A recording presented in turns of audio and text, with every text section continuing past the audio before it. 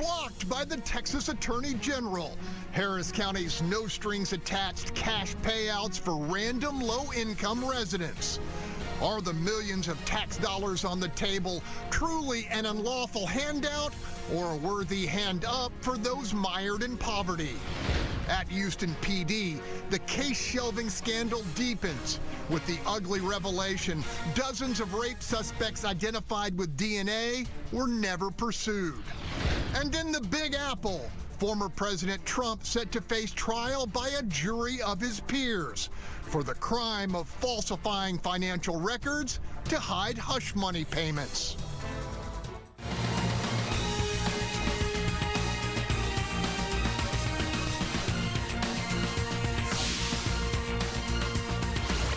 I'm Greg Groogan, and welcome to What's Your Point, where our panelists call it like they see it. Let's greet them. Starting us off, Houston attorney and conservative commentator Gary Polland. Next up, well-known businessman and columnist for Real Clear Politics, Bill King. In the three spot, longtime super neighborhood leader Tomaro Bell. Batting cleanup, political writer and public policy consultant Charles Blain. And closing us out, Dr. Sergio Lira, president of LULAC Houston. Let's begin. It reads more like a MAGA manifesto than a legal document. This is not just cruel, is not just laughable, 2 pages double-spaced. It's dangerous for democracy. What they care about is maintaining a system that favors billionaires and starving working families. An outpouring of anger and disdain from Harris County's hyper-progressive leaders after Texas Attorney General Ken Paxton intercepted their no-strings-attached cash distribution program at the courthouse. A quick review: Uplift Harris, as it's called, aimed to distribute $20 million in federal pandemic relief money to about 1,900 low-income families chosen by lottery, with the $500 monthly cash stipends delivered over the course of a year and a half. Paxton called the proposed cash subsidy an unconstitutional gift with no accountability and no guarantee of a public benefit. Harris County Attorney Christian Menifee promised a vigorous fight but predicted an uphill battle. Let's just say that I am less than confident that the county is going to get a fair shake in the Texas Supreme Court. Panel Republican County Commissioner Tom Ramsey says this one-time money would be better spent alleviating problems like the dangerous and overcrowded jail, while Hidalgo and Ellis have claimed guaranteed income programs elsewhere have actually triggered greater financial independence for recipients. Gary Polland, what is your point? Why stop at $500 a month? Why don't we give them $10,000 a month to have them be truly in the middle class? This is a giant joke. It's art money. It's a one-time $30 million that they have available, and there's nothing else the county needs priority-wise to spend on. You mentioned it. Our jails. I have clients who have died in the jail because they're understaffed. We are understaffed with our sheriff's office and with our constables in the county. There are so many needs with this county, it is a joke. Yet they want to give away free money, but not to everybody, because if you lived in Commissioner Ramsey's precinct, you are not eligible to be in the lottery. And another thing that I've talked about a lot, Harris County has lots of employees who make less than $50,000 a year. Why don't they give those county employees a raise? All right, Sergio Lira, some people have called this buying votes, and they've suggested that a lot of these recipients are in, oh, surprise, surprise, Precinct 1, Rodney Ellis's precinct. Oh, well, you know, that's just deflecting what the real issue is. You know, it all began with the federal relief money. Pandemic money was non-discretionary discretionary money, so a lot of municipalities used to plug budget holes. HISD gave the teachers 11% raise. The city of Houston gave firefighters 18% raise. So this was non-discretionary funding. So you have $20 million. You're helping 1,900 families that are, as we know, after the pandemic, prices went up sky high, and it has been proven to be successful. Stop picking on poor people. Guys, let's work on other things. 80,000 families applied for this, and they didn't come up winners. Tomorrow, let's go organic. What are folks saying in the neighborhoods about something like this? How come it wasn't for everybody? Because if you didn't live in certain areas, you did not get this chance. And the way they did this is the same way they did the money when they was doing the pandemic. The stupid questions they asked: who would you volunteer for? Would you volunteer for a Hispanic group? Would you volunteer for a black group? Would you volunteer for an LGBT group? Would you volunteer for a Vietnamese? That's a way of trying to find out what's your race. How relevant is that to be how broken we are? Well, what does that matter? So I didn't like it from the beginning because of the way it was distributed.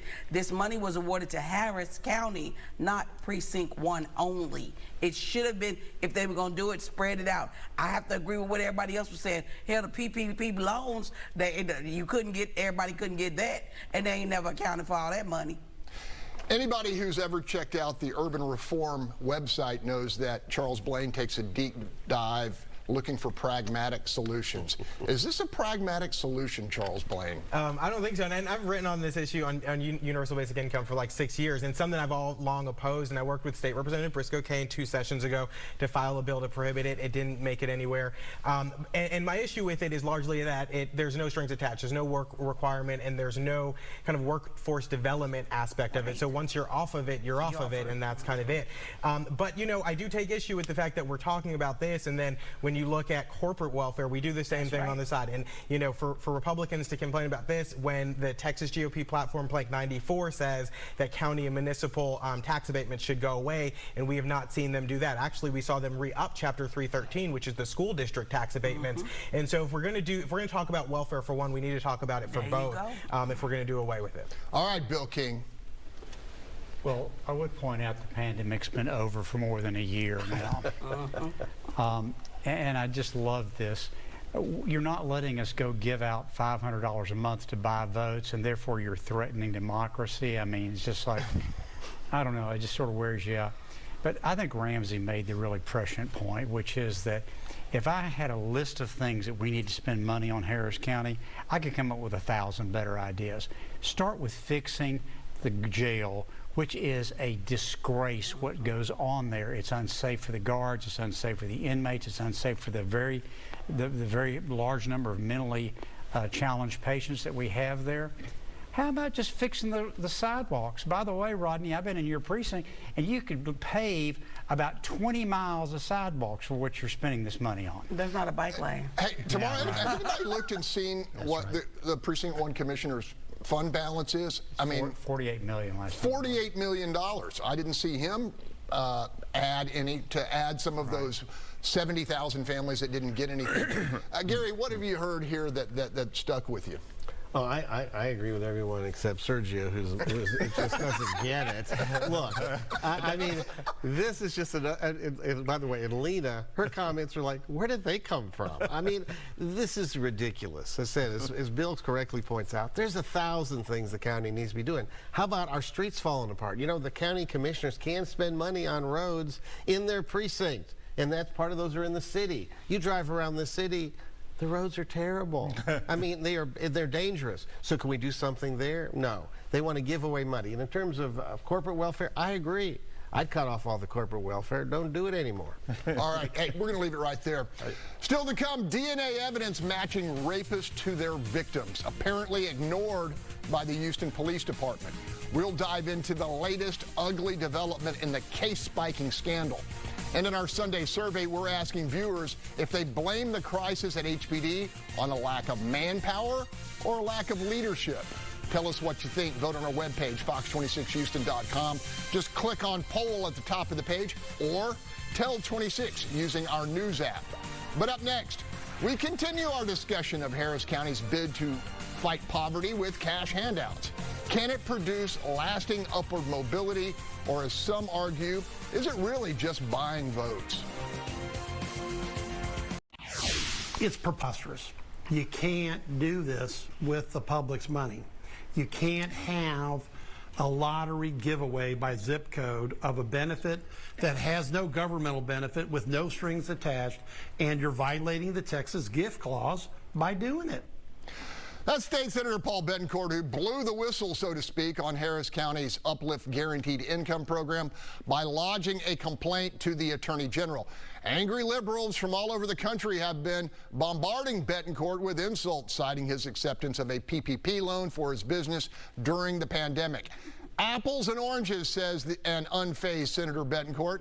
Panel, I guess the question becomes, what makes one form of government aid legit and others less so? Where do we draw the line? I'm going to go to Tomaro. Okay, that's the difference between welfare and welfare for the wealthy. Because the PPP loan, I have to agree, that is federal money that they gave out, and we are all finding out with zero oversight. That's why the feds are coming after people. And so now you want to say that you can't give government money. My problem with this is that it was given out, in my opinion, discriminatorily. Because how you going to pick a certain zip code? It's poor people in every zip code in this county, not just one. That's what I had a problem with it. You're going to take the whole PPP loan that's left for the county and give it to a segmented population. Poor people everywhere. That was my problem with it. Sergio, I'm going to go back to your days on the school board. You know, kind of a hard and fast rule, guys, that you don't use one-time money to like raise for recurring expenses. My theory is they want to do this one time, go get a friendly consultant, say it's the best thing since sliced bread, everybody's elevating out, and then spend actual tax dollars on this. Does that sound reasonable, Bill? Well, they don't I thought I was going to say this. They don't have the money to do it. Yeah. The county's about to hit the same physical cliff that the city has already hit. They relied on ARPA money. By the way, I hear that the appraisal rolls are down dramatically because all the big office buildings are getting dramatic reductions because they're half empty. So the county is about to hit the same physical cliff that the city did. They don't have the money to do this. All right, Charles, thoughts? Yeah, I do want to kind of acknowledge the difference between the PPP loan and this. And the reason is because that was created as a grant program, although there was a lot of fraud in it. It was created as a grant program to keep the workforce going during the pandemic. Yeah. And so I get this. I mean, had they done this 2 years ago, the UBI 2 years ago, I think they'd make a better argument for it and maybe even find some more legal justification. But I do think there is a difference between the two. Now, yeah, I've also heard that the proponents of this have talked about El Paso and Austin and some other cities doing something, and the key word being city. Counties are subsidiaries of the state. You understand that argument? Yeah, that is an argument, but here's the problem with this. They are spending money. Is this the priority? Is this what we need to be spending money on? If you had $20 million, $30 million federal money that disappears, by the way, it's gone after they spend it, and you have nothing else to spend it on? Again, our jails are falling. They are terrible. I was in the jail Friday, okay? Went to see a client. It took 25 minutes for him to go 200 feet because they're so short-staffed because they escort them from their cells to the conference room. So that tells you what's going on. It's a joke. Yeah, I'd say these people are a joke. Rodney's a joke. Lena's a joke. All right. There's no leadership. Start talking. Well, all right. We're going to leave it there. Sergio's not. Next, company, so to speak, for pro-life Texas as a near total ban on abortion becomes law in the critical swing state of Arizona. Arizona's 2022 abortion ban is extreme, and the near total Civil War era ban that continues to hang over our heads only serves to create more chaos for women and doctors in our state. Arizona's Democratic Governor Katie Hobbs decrying a state court order to revert back to an 1864 law which bans the procedure, except when the life of a mother is in jeopardy. Those restrictions pretty much mirror what we have here in Texas and abolition, made possible by the Supreme Court's decision nearly 2 years ago to allow each state to decide the legality of abortion within its boundaries. While the political fallout here is multifaceted, the fact that Arizona will be a key battleground state come November can't be overemphasized, with the big tell coming from ultra-conservative Senate candidate Kari Lake, who is reportedly urging fellow Republicans in the legislature to repeal the ban. Panel, what's your point? I'm going to go to you tomorrow. This is another example of men trying to tell women what to do with their bodies. This was not done by the voters of Arizona. This was done by a few old people who probably too old to breed. But at any rate, this is wrong, because to have rape only, have abortions only legal when the mothers, that is wrong. I believe in pro-choice. Now let me be clear. I don't consider abortion a form of birth control. That's not what I'm saying. And I sure as hell don't believe in late-term abortions. But to do an outright ban like this from 1864, we ain't doing nothing like we did in 1864, including riding horses. All right, Bill, let's talk a little bit about the political dynamics here. And we saw the malleability of Kari Lake. Thoughts? So first of all, let me just reiterate something I've said before on the show. 70% of the American people have decided about abortion. They think for the first 12 to 15 weeks, a woman will be able to do whatever she wants to. After that, you need to have a really good reason to have an abortion. That's what, if we were to put it up for a vote, that's what would happen. Neither political party will do that because they make political hay off this issue. That's their perception. What's interesting is this has actually turned against the Republicans now, and it's going to be a really big issue for them in the upcoming election. To me, this election is sort of beginning to focus on, do you think immigration is a bigger problem or do you think abortion is a bigger problem? That is really kind of where the margins are in the race in 24, it looks like to me. Sergio, you agree with that? Yeah, I agree. Definitely, we saw some of the, the previous elections based on this issue up in North and New York that really flipped on this issue. But, as a Roman Catholic that believes in pro-life, that's a member of the Democratic Party, we believe in the dignity of life from conception to death. However, I do believe that the woman has the right to choose. All right, Gary Polland. Flexible. Flexible. Well, look, let's brass tacks here. Which is going to be the bigger issue? What is your sense? I think the border is going to be a bigger issue. However, think about this. In 1864, how many people were getting abortions? I mean, medical treatment was done by, what, dentists? Mm-hmm. I mean, come on. I mean, this should not be a law that we should be following in the 21st century. So I think the bill had it right where the mainstream of America is in terms of abortion, and I think that's where the states need to go. I think Trump's recognized this with his comments about abortion a couple of weeks ago. So letting this become an issue, I think, is again becoming a big distraction for the country. There's so many issues we face. I mean, one of the things we don't talk about, our monster deficit could destroy our economy. We don't talk about that at all. That's a man's view. I can assure you abortion is more key for female voters because they're more likely that that'll affect their life. It's one thing more than immigration. The deficit will affect their life more. Go ahead, Bill. The interesting thing to me was when Trump began to be more flexible on the issue, he suddenly got attacked by the hardcore evangelicals who were like saying he betrayed us, saying these Republicans have played us for fools all this time, which makes you wonder, is that going to affect turnout in that base? I mean, it's really going to be an interesting dynamic here. So, like Charles Blain wanted to dodge this issue. No, he doesn't dodge any issue. No, but I'm going to couch the question this way. In a political sense, is this happening in Arizona? What's your take on that? Yeah, I mean, well, one, this is kind of what the Supreme Court did. They said we're going to step out and let states decide, but Trump and Kari Lake are both doing the same thing. They made this when it wasn't an issue, when it was allowed, they made a big stink about how they opposed it, and then now that there's a ban on it, they're kind of backtracking. And I think when people look at this, you have to understand, like, flexible is a very nice word for what they're doing, but they're kind of flip-flopping on the issue, and I'm glad that Sergio believes in the dignity of life, and I hope you believe in the dignity of work, too, because UBI has no work requirement, and that's why we need to have the work requirement on it. All right, so excellent take. What were you talking about? I'm doing a good job. I have 2 haters today. Okay, when we come back, it's the eve of a truly historic trial as Donald Trump becomes the first ex-president to face prosecutors and a jury in criminal court.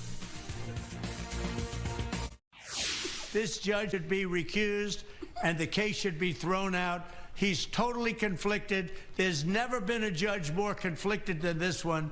There has virtually never been anything like it.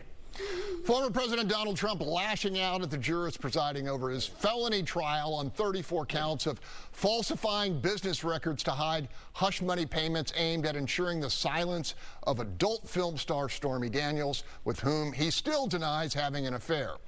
Jury selection gets underway tomorrow morning, and Mr. Trump is required to attend the trial, which could keep him off the campaign trail until June. Panel, whether the former president wins or loses this case, I'm virtually certain what is about to unfold will not be pretty. Tomaro Bell, people went to get a cup of coffee to hear what you have to say. Listen, DT, sit your ass down. This is the problem. Y'all don't understand. I agree with Greg. Whether he wins or loses is not relevant to him. He is being forced to do something he doesn't want to do, and that is sit in a courtroom. That right there is his punishment. And I'm sure his niece, all the contractors he screwed, the banks he didn't pay, everybody saying, hallelujah today, hallelujah today. That will be the show, watching him get something. All right, Gary, I'm guessing none of the clients you've ever represented trash talked the judge before the case. No, but I have seen it in the courthouse but very rarely. But Trump's comments are actually accurate. This judge is a strong Democrat.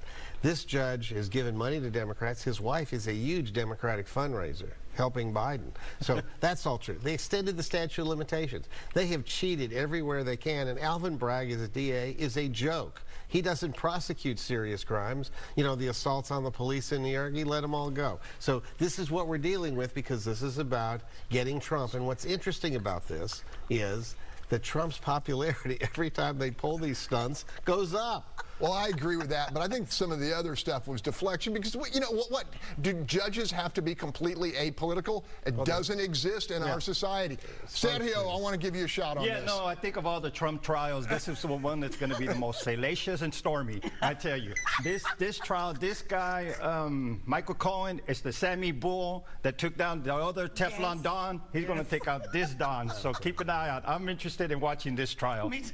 Okay, the measured tones of Bill King are needed now. Well, I mean, look, I think this audience knows I'm not a fan of Trump. He's a megalomaniac, narcissist. He's a pathological liar. But this case, I agree with Gary, this case is extremely weak.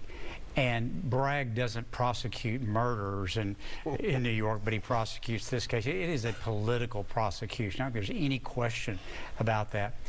You know, everybody thinks that there's a good chance he's going to be convicted because it's New York. You've got to have a unanimous jury, and I'm not sure you're going to find 12 people to go along with it. Yeah, and there's been some issues about the statute of limitations and trying to link this case to the election, the federal election law.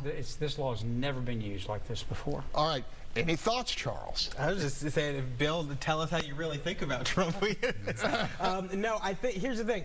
For a group of people who don't want him to be reelected, they're certainly doing a heck of a job of getting him reelected, because all this does is continue to turn him into a martyr, because it's the same narrative that we've been seeing for the past couple of years, which is that he is kind of standing in the way from rogue government and, you know, defending the people. And if you don't believe it, then go watch a rally.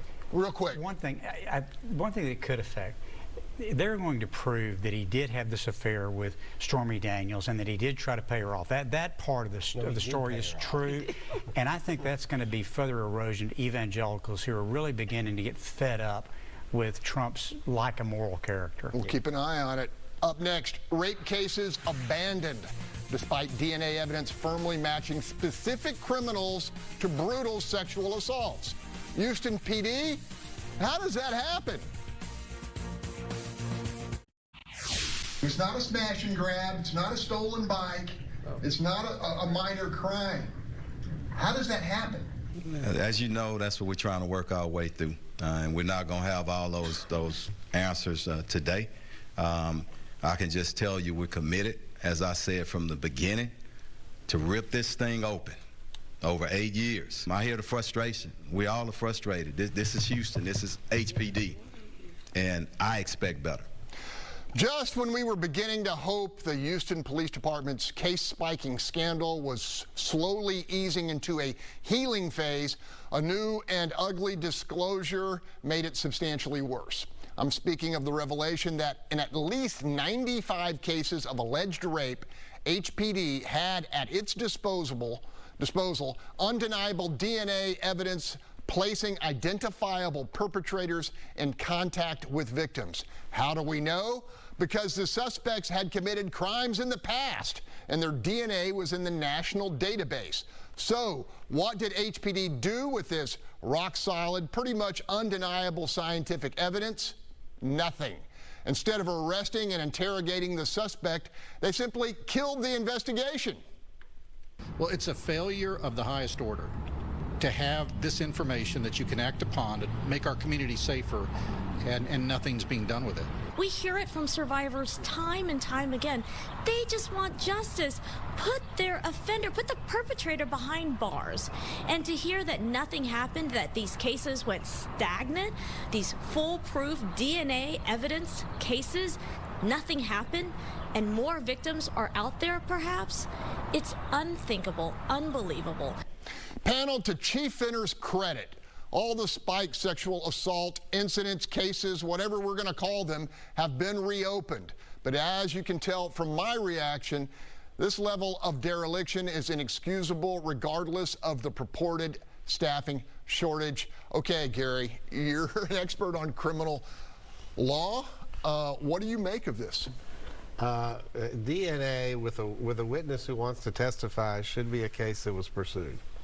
And I know that because I have cases where they don't have DNA and they pursued them, which I think are weak cases. It is also true there's a staffing shortage. The detectives who work for HPD are drinking through a fire hose and have been for years. The 8 years that they're talking about when this happened coincided with the Turner administration. They let cases go. That was a way to reduce crime rates. That's why it was spiked.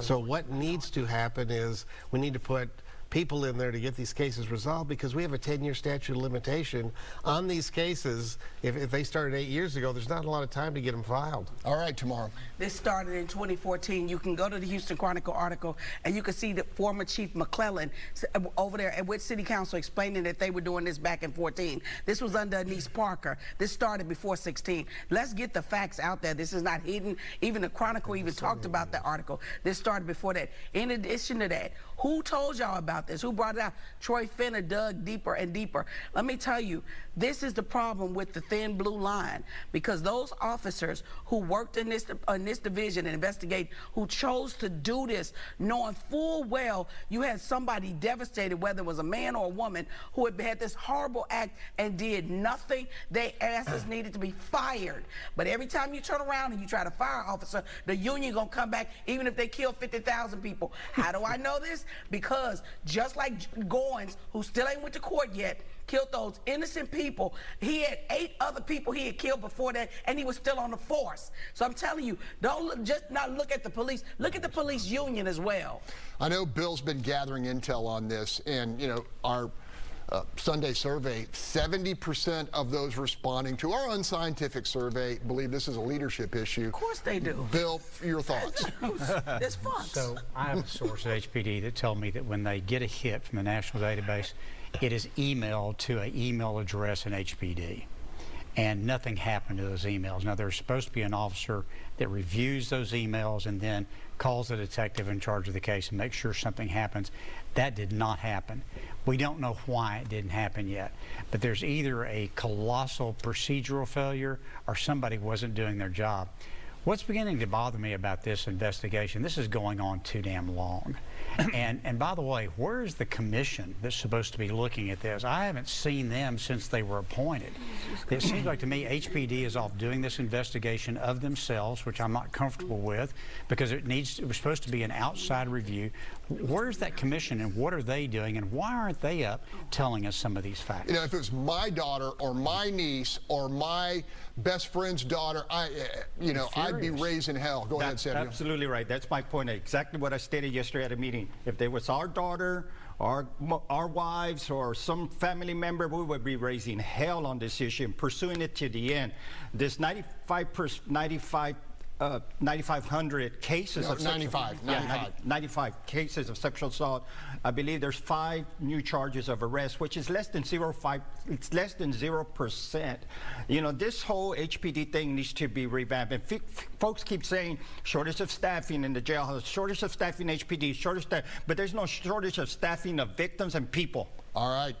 Well, we're going to hear from Charles in overtime on this. Still to come, balancing the city of Houston's budget. Can Mayor John Whitmire erase the red ink without asking citizens to lift their taxes? But up next, trash talk. Is there a cheaper, better way to deal with garbage collection in the Bayou City? Welcome back. The issue, trash collection in the nation's 4th largest city. The question, should we privatize it all to save money and improve service? Carol Strayhorn used to say, if it's in the yellow pages, government shouldn't be doing it. I'm kind of that school. This is something that can easily be privatized. Anybody who knows Bill King also knows he rarely makes a statement of that gravity without doing some pretty serious research. So, Bill King, what have you learned? Because there are folks here and out there who may need some convincing. So first of all, the garbage pickup in Houston has been a problem for as long as I can remember. Every mayor has come in and said, I'm going to solve the problem. Nobody's been able to solve it. Part of it is just there's an inefficiency built into it, in that the city collects a very small part of the total garbage in the city. It doesn't collect any apartments, it doesn't collect any commercial, which is easier to pick up than houses. It picks up the most difficult stuff. And about 25% of the houses don't use the city, they use private contractors. So you're talking about a very small percentage, and you're trying to run a public department competing with these gigantic corporations that pick up millions of houses a day, who buy trucks by the tens of thousands. There's just no way you can compete. And if they go forward with this garbage fee, what's going to happen is every neighborhood that can assess a fee and can go out and charge their residents, they're going to contract for it privately, and you're going to be left with even fewer people in the city system. And by the way, it'll be the poorest people in the city, the ones that can't afford to get this organized, and so they're going to be paying a garbage fee for the worst service in the city. Doesn't make any sense from a business standpoint, and it's extremely unfair. Okay, Charles Blain, were you compelled by that argument? Yeah, I mean, I've been compelled. I agree. I mean, I think there's a lot of stuff that we could look at privatizing or doing managed competition. So I think this is a prime area. But one thing I think that Bill mentions that's really important is that you're going to have those poorer communities that are left. And so it's incumbent upon the city then to use its, whether it's legal department or whatever, to assist them in organizing to be able to do this. The same way they do with deed restrictions for these communities that don't have the capacity to do it. So they should help them do that. Tomorrow, 30 seconds. Can that be sold to the neighborhoods? Well, you know, it depends because, you know, BFI used to have the city contract. The city waste department was privatized in the 90s, and then they went back to doing it in-house. So they'd have to look at the numbers and see if it's something that won't be so cumbersome upon the voters, especially when you're talking about raising the taxes again. So, you know, it depends on how you do it. Oh, we're going to talk about that next segment. 30 seconds to you, Sergio. Yeah, well, you know, the garbage fee thing, I'm against privatizing it because when I was on the HID school board, they privatized the custodial services, and what happened, there was a huge turnover, lower wages, exploitation of workers. They didn't have any benefits, so therefore, I'm against it. They should do a sliding scale fee. Remember with the old Meineke commercial, pay me now, pay me later? We have to pay now. Ooh, what do they do in Bel Air? Bel Air picks up trash. Okay, all right. When we come back, more challenges and money to meet them. After 100 days in office, Houston Mayor John Whitmire says he's looking at all the options. Elected a mayor that's going to listen to them. Welcome back. Everything on the table. The words of Mayor John Whitmire when it comes to the city of Houston's substantial budget deficit and the genuine need to generate additional revenue. In terms of the T word, and perhaps with our Charles Blain in mind, let's just say the mayor is proceeding with care. I spoke to a group yesterday, and someone said, "Are you going to raise our taxes?" I said, "I'm not going to do anything. We're going to look at the problem, and then you will decide what we need to do. Houstonians will address public safety and provide us the resources. We're going to put everything on the table, but no proposal at this time for property taxes. I have said that I would consider an exception to the revenue cap for public safety. It's been done before, and we'll visit it." At the 100-day mark of his administration, I think it's fair to say Whitmire has certainly gotten some things done, as in a fix for the water billing debacle, replacement of the dysfunctional Housing Authority Board, an airport terminal agreement with United, a mandate for transparency at HPD amid scandal, and like it or not, a long overdue labor deal with firefighters. Panel, what's your point? I'm starting with you, Charles Blain. Well, you know, I voted for the mayor and I'd vote for him again, but it's also our responsibility to speak out if we disagree with things. And I'm grateful to hear that maybe the brakes are being tapped on this, but they really do need to be. I mean, this is going to be a very tough year for many taxpayers, especially those who are on the lower end of the socioeconomic spectrum. Now we're looking at HISD's multi-billion-dollar bond that they're looking at putting up. The county's weighing a tax increase, apparently. There's a rumor of that. City garbage fees, city tax increase, city $650 million bond. That's a lot of money coming from one group of people. And if you look at the past 4 years, it's estimated that it cost the average household $11,500 to maintain the same standard of living that they did 4 years ago. So it's not like we're all roses and, you know, glossy over here. It's very tough, and it's going to be even tougher for people. 30 seconds to you. Listen, one of the points that people are not looking at, and Bill has brought up multiple times, and that is about the diminishing population of the city. So when you have people reducing and they're not moving in the city like they used to move into the city, then it's a bigger burden on more of us. So I don't think that we should be talking about looking at taxes right now, and I really don't think we should ever be looking at increasing the downtown parking fee from where it is to taking it to 2 o'clock in the morning, because those restaurants and everybody that moved down there, they're already suffering because, as we said earlier, it's a 30% drop in the people who come in the offices, and so now you're going to burden them, and they're collecting taxes that are already going to the city coffers. That's double taxing. So let's not do that. Let's look at every department of the city as an accountant to find money that we have not looked at it, that we did not know was there before we start looking at the voters as a choice. I'm with you. We got to succeed because I ain't moving. Bill King, 30 seconds. Look, we gave away half our sales tax to Metro, $20 billion in the last 30 years or so. The city would have no financial problems whatsoever had it not made that decision. We got to have a transit agency. We've got to provide that service to people. But giving away half the sales tax is too much. 30 seconds. The first answer is not to raise taxes. We also have inflation you talked about. People are suffering. Things are really expensive. It's very difficult to maintain a lifestyle in the world we live in. So what do? You look at Metro, as Bill said. You look at TERSs. You then scrub the budget, as Tomaro said. Go to zero-based budgeting. There are things that are going on in the city they don't need. I mean, I went to the municipal courts a few weeks ago, and there are a lot of people sitting around doing nothing. I don't know what they were doing, but they're just sitting. All right, we're going to hear from Sergio in overtime. Up next, young adults in Texas unwilling to cast a ballot. The numbers are in, and it looks like apathy is the clear winner.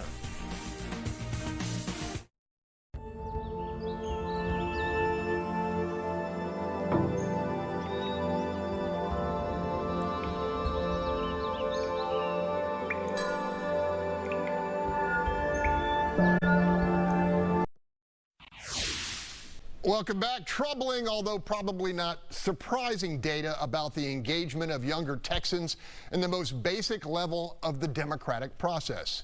Of our state's roughly 400,000 citizens between the age of 18 and 24, less than 40% are actually registered to vote.